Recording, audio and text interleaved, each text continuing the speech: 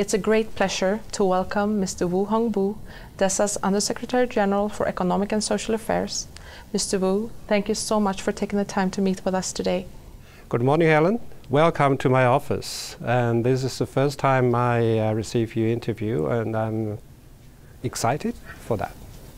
After taking office as DESA's new Undersecretary General on the 1st of August, what are your first impressions getting to know your staff and the many and varied issues handled by the department?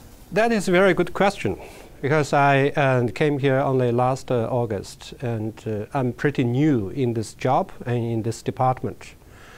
The first impression is that this department is rather large. You have over 500 staff who are very dedicated, talented, intelligent, and hardworking. They have a rich pool of experiences and knowledge.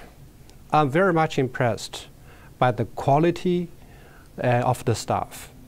Another thing which impressed me greatly is that the atmosphere with which you work for years, that is kind of an atmosphere of coordination, cooperation, and harmony. As far as the responsibilities or the mandates of DESA, it's rather complex. DESA covers a very extensive ground, and I think almost all the social and economic development areas are wholly or partially responsibilities of this department. We are facing a lot of challenges, and we think that together, all of us in DESA, we can make a difference for the future. As for the specific issues, and I think that some are interrelated, some which will provide foundations for the social and economic development. For instance, the division of statistics. Without statistics, nothing can be done. If you are basing your analytical reports on the wrong or different sets of statistics, you are in trouble. And for instance, the division of sustainable development, and that is very important. Many of our colleagues in the divisions were doing a wonderful job, which would actually ensure the success of Rio +20. I think together, with the concerted efforts, we are going to make a difference in the future. Thank you, Mr. Wu. What is your vision for DESA, and what priority areas have you identified as the department moves forward promoting development for all? Well, when I was ambassador, we have been following the world situation very closely. And I also read the Rio +20 outcome documents. I think there is one thing very, very clear to us. We, as international community, are at a very critical juncture in our social and economic development. In the past, we were talking about the Millennium Development Goals, which are very important, should be pushed forward and implemented as much as possible. However, in the past few years, we witness a lot of new challenges.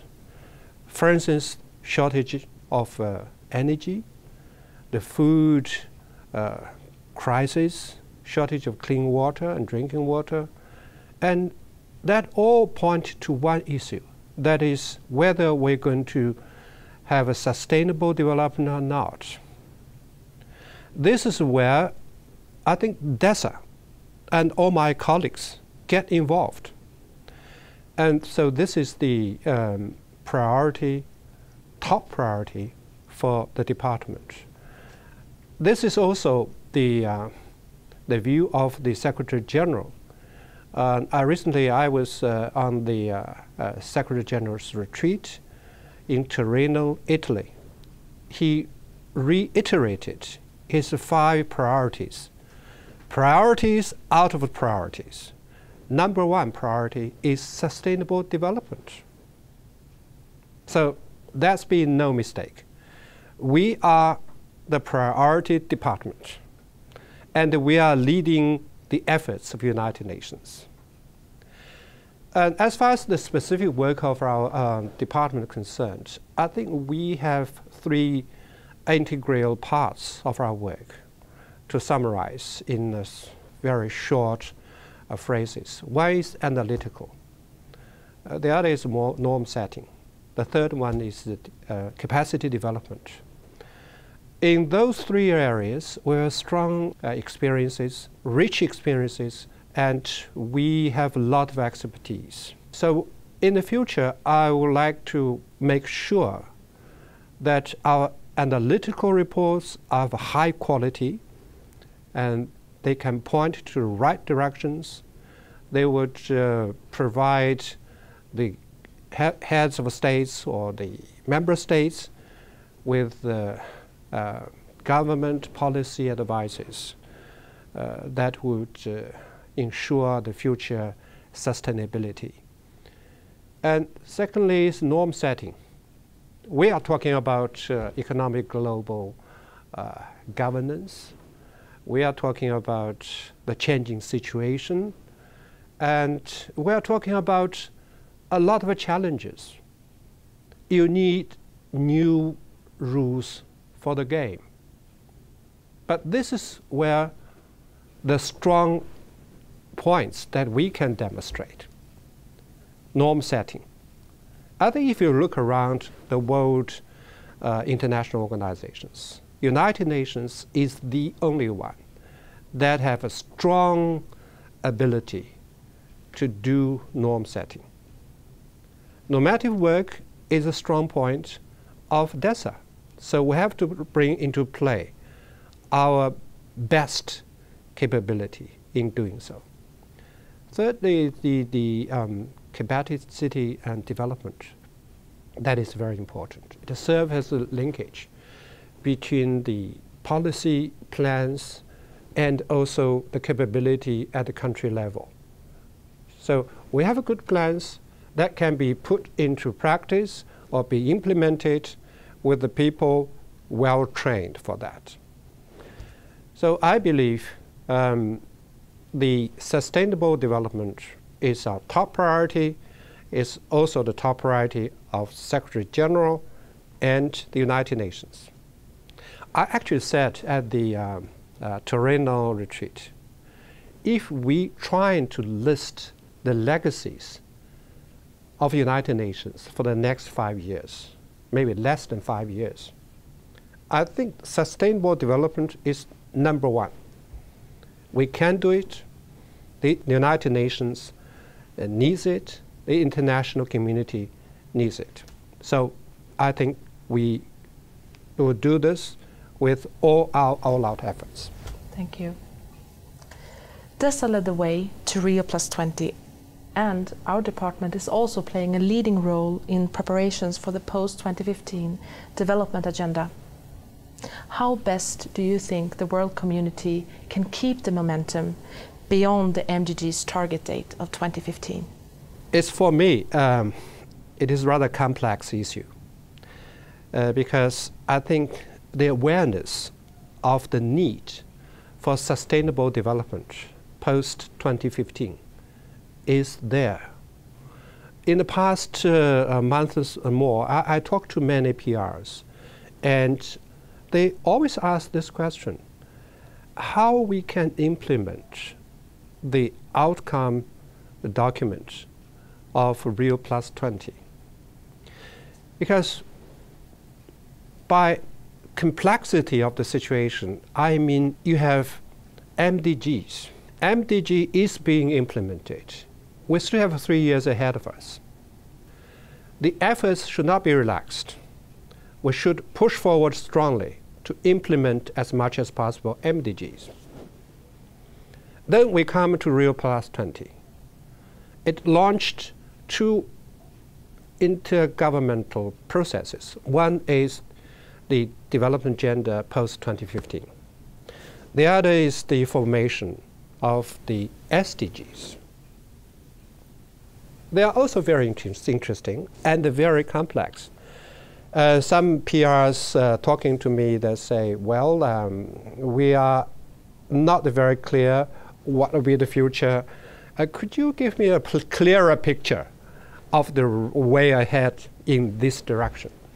I try to convince them that the SDGs will be the part of the Sustainable Development Agenda post-2015. But we have a parallel intergovernmental processes, but I think they will converge at a certain point. This is, of course, member states driven, but we will provide our advices and technical support. I think the momentum is there. The point is that many member states, they are not timely informed. They are not given sufficient materials information about how they will proceed from here. I think this is the responsibility for DESA and other agencies involved in developing the program. The second point I would like to say is, if we want to keep the momentum of the member states' international community in forming sustainable development for the future, we need successful coordination of efforts within the UN system. I'm so glad before I came here, there is a UN system task force on development agenda in place. That has been going on. And we too, in DESA, we have a DESA task force. What we need is to coordinate their efforts. Now people are talking about United Nations, deliver as one. I think to start with, we should deliver as one department. If we are sending from different divisions conflicting messages, we are only confusing things. So these are efforts we should make. However, I believe the momentum for sustainable development is there. We will do our best to push this program and the process forward. We envisage that by September next year, there was a big event of United Nations. Then, by then, I think the Secretary General will deliver a very important statement to summarize the experiences of MDGs, and also by that time, the high-level panel of eminent persons will be able to produce their recommendations. By then, I think over at least 50 countries will have countrywide consultations on these issues. And we're going to mobilize the regional commissions to get involved to make sure that all the voices are heard, all the proposals are considered, all the useful suggestions will be debated and even included in the final document. So I'm confident. I think you are just as confident as I am. If we do our job well, I think we will be successful. I think all the DESA colleagues share my wish. That is, we will not say sorry to our future generations.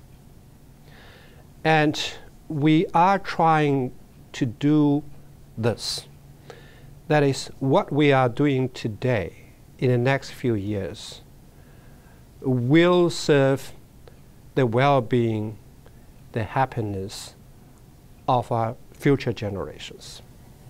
Thank you so much, Mr. Wu, for taking the time to meet with us today and for sharing your vision as DESA moves forward, promoting development for all. Thank you very much. Thank you.